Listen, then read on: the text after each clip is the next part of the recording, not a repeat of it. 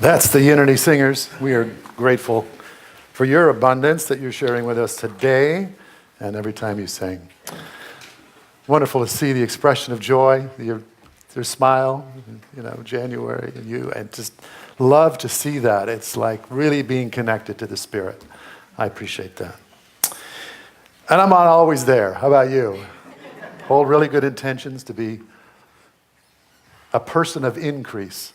So I wanted to talk to you about today. Words that came from Merriman and Morrissey. I've been on a 9-week journey of this Prosperity Plus class we've been sharing. And the word she uses there that really stuck for me was, be a person of increase. Be a person of increase. I'm very familiar with being a person of decrease. There was a time in my life when if I entered into the room or I entered into a group of people or a conversation, oftentimes I could be the dark horse. I could be the voice of the cynic, the voice of the critic, the voice of, the glass is half empty, not half full. And that took some work for me. It took some psychological work, some, coming up with what was really bothering me and what I was living out of and how I was looking at the world, really through a glass darkly. And how you see from inside, of course, colors how you see outside. And that's what this spiritual journey is about. It's not anything more or less than re-envisioning who and what we are, and to be able to look through the lens of a truer identity, a truer sense of self, allows us to bring the qualities of the Spirit into expression. So that is this journey over and over and over again, first realizing, and that's this inward journey that many of us are not always so excited about taking. We like the outward journey. We like to gather, and we like to sing, and we like to show up for services, but this inward journey cannot be overlooked, because in order to get to this part, this expression of a divine nature, we have to know it to be true for ourselves. Is that true for you? Have you noticed that if you try to go right to the expression of your divine nature, that you sound a little bit like Pollyannish, a little, New Age, rather thin and shallow, shall we say. Yeah, and we know that, and we know, there's this thing about, fake it until you make it. And, that has a certain value to it too, but wouldn't it be better to express it when you know it? Express it when you know it. And so what we're doing during this series as we begin, last week we started with the core value of love, and we said what is important for us to realize as a spiritual community is that how we show up needs to be an expression of our deepest purpose. And so these values that we came up with as a community just before I got here let me get them all. You're going to help me if I miss one. Love, abundance, inclusivity, transformation, and spirit-centered. Spirit-centered, yes. So that may not be in the right order. But we're going to go through those because what's important for us to realize is that we need to be grounded in the very thing that we say we are here for. We need to be aware of that all the time so that we can be in realization and in expression of our purpose. So this isn't just one of those things you do because, we spent all that work coming up with our values, so I guess we should give a talk about them. I hope to keep it alive in this community, and we're going to do that as we talked about last week with these rocks that have the words of these values on it. And as we did last week, I started, I just launched, just kind of the catalyst for the expression of recognizing these values in each other. And then recognizing them in each other is really about calling them forth. We see them, we recognize them, and we call them forth, which encourages the expression of them. And as we encourage the expression of them, then there's even more of a vibratory energy, more of a vibrational match here for those values to be expressed more and more and more until we are really living out of our mission and purpose. We are living out of our values, and when people come into this room, they feel it, they know it. It isn't just something that's written up here, it's something that people can feel and express, and we're already doing that in large part. People already notice the joy that's in this place, yes? And they can feel the love that's here. So it's already happening. What we want to do is we want to keep it alive, and we maybe want to reach some of the spaces and the places and the people where that's maybe has not yet been activated. It hasn't yet become a realization. so that it can become a realization and then it can become an expression. And when we're doing that, we're really right on track, aren't we? I mean, we're just really being who we've said that we are. So I hope you will join me in participating in the ongoing sharing of recognizing these values in individuals in this community. And we'll be doing that again later in this service as I just initiate the abundance idea by sharing with a few people in the community. And I've already heard from that last week, some of the people who received the love rocks are already passing it on to someone else where they've recognized the expression of love. So this is how it works for us. Okay, so abundance, abundance, abundance, abundance. When you hear that word, what comes to your mind? Just don't try to be spiritual now, just money. What else? Serenity. What else? Plenty. Happiness. Health. Love. Generosity. Relationships. Good relationships. Well, I'm sorry, I didn't mean to step on your... Yeah, what else? Anything? Say again? Offering. Offering. Sharing. Very good. Very good. Say again? Enough. Oh. That's sort of like the final answer. Don't we run around looking for more all the time until we're in search of this elusive enoughness? Isn't that what we're after? I know it is for me. My whole life it seemed like I've been on this seeking effort, trying to fill some illusory hole inside of me. You know, it's like this is dating me, but it's like the old Pac-Man video game, was just eating, and never getting enough, never getting fulfilled. The Buddhists have this thing called a hungry ghost, and it's an image of this very big-bellied ghost with a tiny little mouth. So no matter how much it eats, and it can eat constantly, it's never filled. So there's a part of us that doesn't know anything about abundance. There's a part of us that doesn't understand anything about enough. And if we are connected to that part of ourselves, if we're identified with that part of ourselves, then we're constantly searching for more. Give me more. Give me more love. Give me more joy. Give me more relationships. Give me more money. Give me more. Because more seems to be the answer to what is missing in me. And the spiritual truth of all of that is to turn it all on its head and say, what? Enough. Sufficiency. And that's why we have to work with it, because it's not the first thing that comes to mind for us. It's the mastery of consciousness that recognizes that we are already enough, to call off the search, to cease the seeking and the yearning for some sort of illusory quantity of something that's outside of ourselves, that somehow if we could appropriate it, if we could embed it, if we could be immersed in its effect it would have on us, that we would finally feel that we're okay. We'd finally feel love. We'd finally feel some sense of joy that didn't rise and fall with life. And that's the spiritual answer. There's always a spiritual answer. And the spiritual answer is almost always a reversal of the problem. So when we look at the problem of not enough, and the story that we create around what needs to happen in my life for me to feel that there's enough, the spiritual answer turns it around and says, stop looking outside. And turns it around. It's the metanoia. It's the changing of mind. It's to stop looking outside of ourselves and to go within. So the first step in experiencing abundance in our life is to go within. And we did a series about going within, right? So going within remains the first and primary thing that we must do, and that is our meditation and our spiritual prayer, those practices which turn us away from the outer appearances of life where we might measure enoughness, and we turn within to have a connection with the divine, with the source of all good, which is the divine within us. We believe we're made in the image and likeness of God, which means we're made in the image and likeness of all goodness, of all life, all love, all joy, all peace, all plenty, of an all-pervading sufficiency. That is who and what you are, and I am. Should we say that together? That's a lot to say.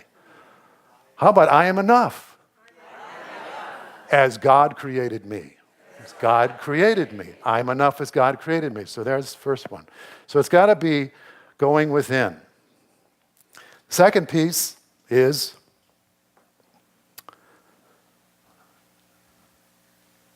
you got to give. Got to give. Again, the paradox. We think if I get more, I'll feel more. The spiritual answer, again, the reversal. Jesus said it, as I give. You've heard this before. Wow, I didn't need to bring the Bible today. That's good. I passed it out to you guys. As I give, I shall receive. He doesn't say, this is the important part of the whole talk here, as I give, I receive. In the very act, not as a cause for some future effect, but as I give, I shall receive. He also said, pray believing that you have received, and it will be yours. What was he talking about? The Mercedes-Benz? The perfect partner? The nest egg that would finally allow you to relax around money? He was talking about the spiritual gift, the spiritual reality of our being. As you have been given, as it has been given to you, as you give from that place of knowing, it will increase in you. And that's how we become a person of increase. We give that which we would want more of in our life. Have you noticed? It's a great compensation. It's the most beautiful thing in the world. People who are feeling lonely, if they find some way to reach out and be with another person, take flowers over to your neighbor who may be even more alone than you are. And what does that do for you? To say nothing of what it might do to bless another person. Or if you're seeking love in your life, you find a way to be more loving. Wow. You say, how do I do that? If I don't feel loving, how can I be loving? Well, you know what? It's amazing what you can do when you set an intention and you ask for help. And maybe you can find some way just to love your dog when the other people in your life are not exactly too lovable. You can pet your cat. You can go down to the ocean and appreciate the seagulls or the whales breaching in the surf or whatever. There's something that you can love. The idea being is that when I open my heart to love, then I become the inlet as well as the outlet for all that love is. And when I become the inlet, then that which seemed to be missing from me because I was seeking and yearning and wanting and sitting there feeling so bereft of this experience, when I begin to say, how can I share?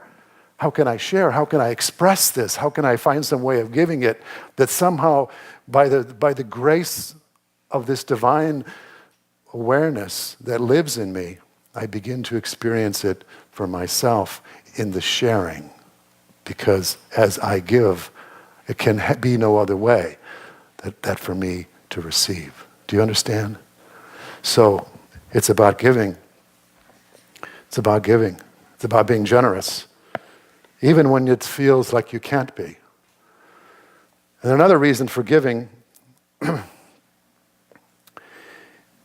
is we say all the time, we say, God is my source. We say that in our offering statement. We say that the divine, this great infinite, is really where it all comes from. And it's so important for us, what action are we going to take that's going to send that message even more profoundly and deeply to ourselves than to give to a place where we might be spiritually fed. So personally, I'm a tither, which means I tithe on my income. Denise and I have been doing this for many years. And some of you are doing that as well. I wanted to share with you today why that's so important to me. The feeling that I get when I remember that all that I have comes from the infinite, then it's extremely important for me to be part of that flow. And in my choice, the choice that I make and that we make, Denise and I make, is to give to that which reminds us on a consistent basis of what our source is and what I want to be about in this lifetime. I want to be about spiritual growth. That's my personal mission. I want to grow into being more. I want to grow up. I want to finally grow up. Not just to be a child of God. I'd like to be an adult of God. You know what I'm saying? I'd like to have a mature understanding of the spiritual reality of my being. Jesus said, seek first the kingdom of God, and all these things shall be added unto you. So seeking first is like, what am I putting first in my life?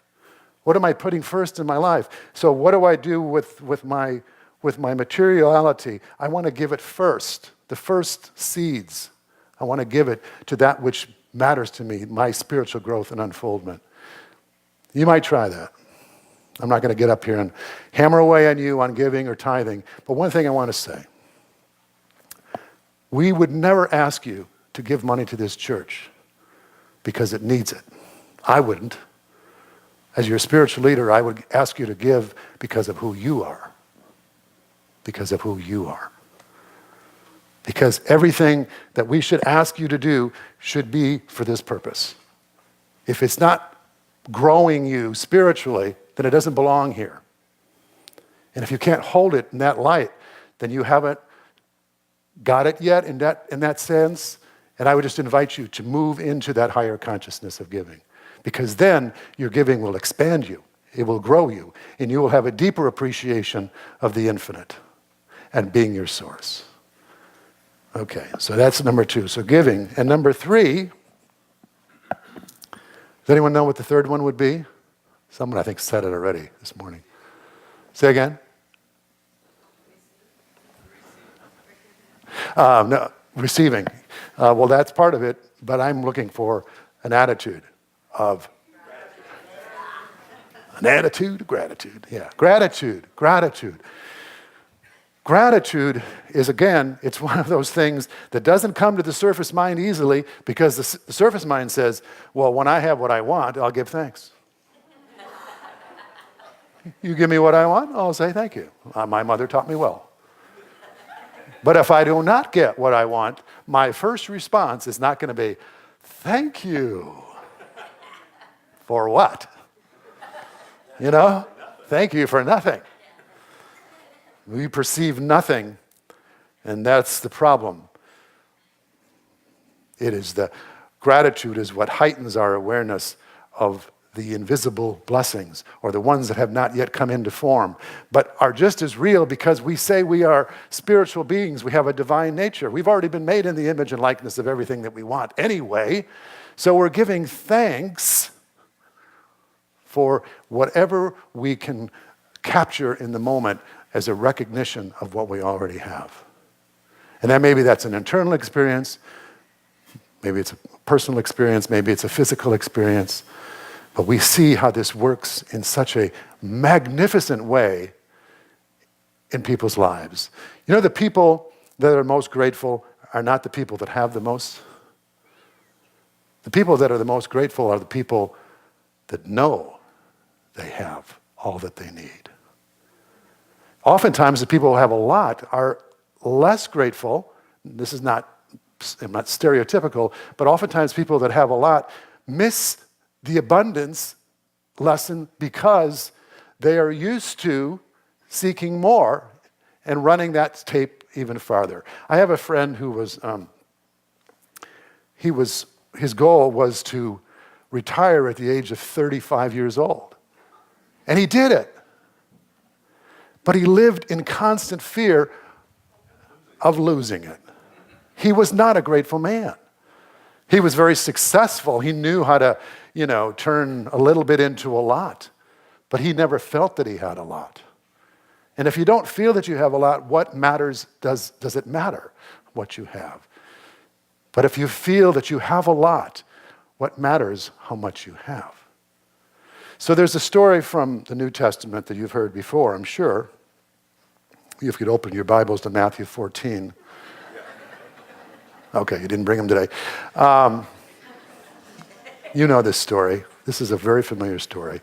This is the one where 5,000 people show up for lunch and you've got no food. You know that story? So this is, Jesus is doing his teachings and his disciples come to him and say, we've got all these people, we need to send them away because they're hungry and we don't have anything. And Jesus says, well, what do we have? And they go around and they find this boy who has his Roy Rogers lunchbox. Roy Rogers, I don't know where that came from. Too many of you remember that one. What would it be today? I don't know. Anyway, it doesn't matter. Anyway, they open his lunchbox, and what do they find in there? What you'd find in most kids' lunchboxes today? 5 loaves and 2 fish. This was a few years ago. And so they say, well, all we have here is this boy's lunch, which is, 2 fish and 5 loaves. Now, Jesus' response to this is, okay, great, give that to me. We'll keep everyone here. Let the 5,000 stay. Now, I know some of you are really smart and you're thinking, did that really happen? So I would ask you for a moment to suspend the literal acceptance of this story and stick around for the metaphysical meaning. Could you do that? All right. Now everyone's here again. Okay. So he says, that's okay, no problem. So he said, give me the fish and the bread. So he's holding what he has. And he looks up. This is like seeking our higher consciousness. Okay? He looks up. And he blesses it. And he gives thanks. Now, I don't know about you, but if I'm in that situation, and I'm looking out at all these people, and I don't even have to do the math, right? I just know this is not a good situation. And I'm thinking, we need to send these people home. And maybe we can pick 2 lucky winners to stay and have lunch with Jesus today. Maybe that's it. But beyond that, everyone else has got to split because there's not enough. There's not enough, the insufficiency.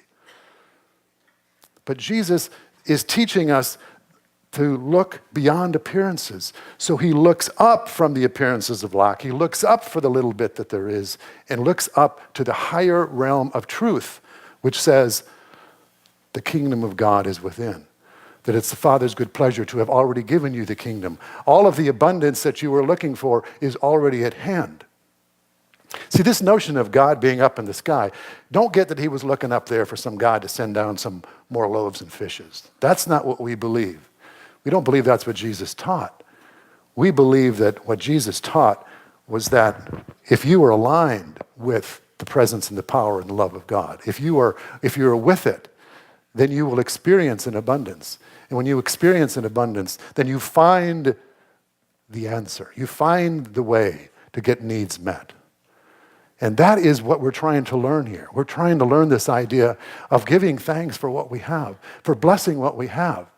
Because it's the blessing of what we have, to giving from what we have. It's being grateful for what we have that allows it to increase for us. It's just the opposite of everything you've been taught in economics class.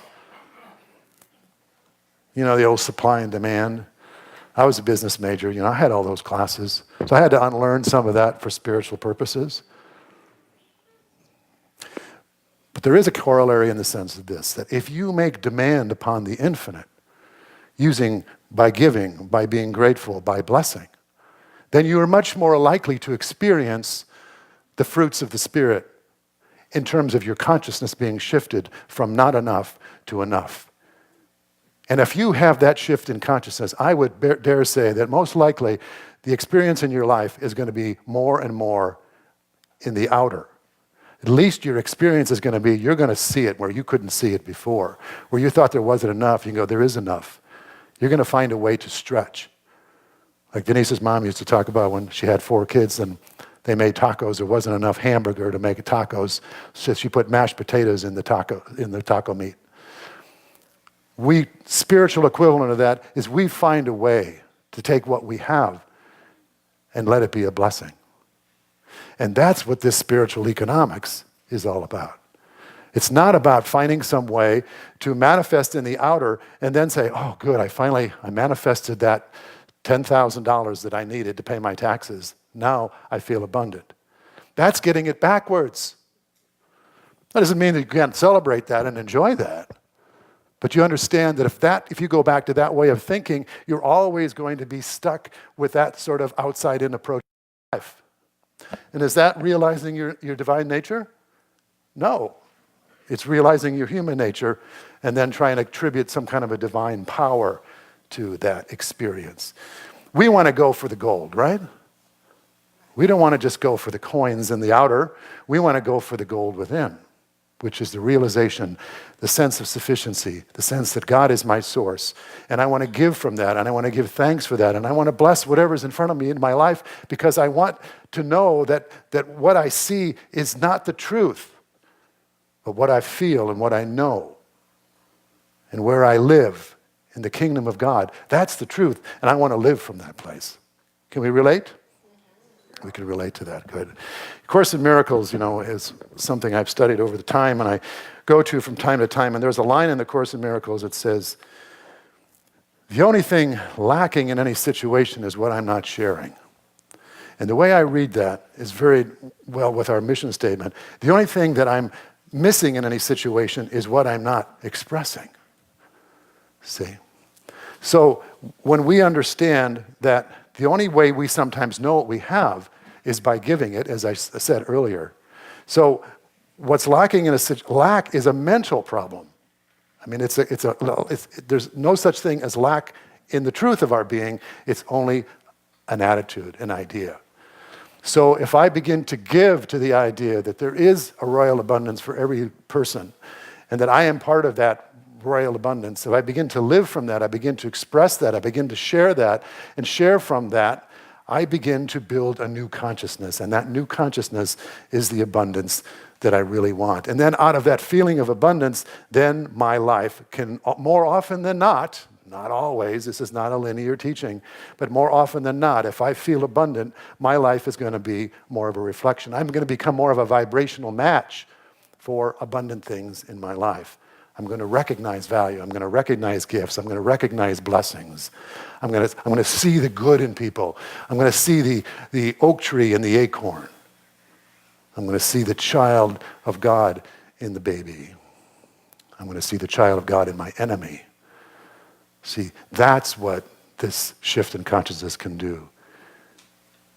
It can color our world because we've been changed from inside out. And we'll talk more about that in our week on transformation. So that's all for today on this message, but I do want to hand some rocks out here today. So these are all abundance rocks. And I'll take this one. And now understand as I do this, I'm not singling out the only people in this community that share this gift. I'm just getting the ball rolling, or in this case, the rock. So if you'll understand that the minister is not playing favorites and just finding certain people and omitting everyone else. I just have to say that because I feel that some people might think that. I'm just getting it started, but the goal here is for us to keep these going all around this community so that you have a heightened awareness and you're looking all the time for the evidence of abundance being expressed in this community, okay? So that's what your job is, and I'm just starting the ball rolling. So this first one I want to give to is Adrian. Adrian is someone who spreads a lot of joy and is a teacher of abundance for many of us. Thank you for that. I bless you, and I know that many of us would agree with that appraisal. And let's see. I'm looking for someone I don't think is here today. But she might be here at the second service. And then the second one goes to Russ. Russ. So Russ is one of these guys that has been board president and served in all these different capacities. And when I've asked him to do little things around here, he just says, yeah.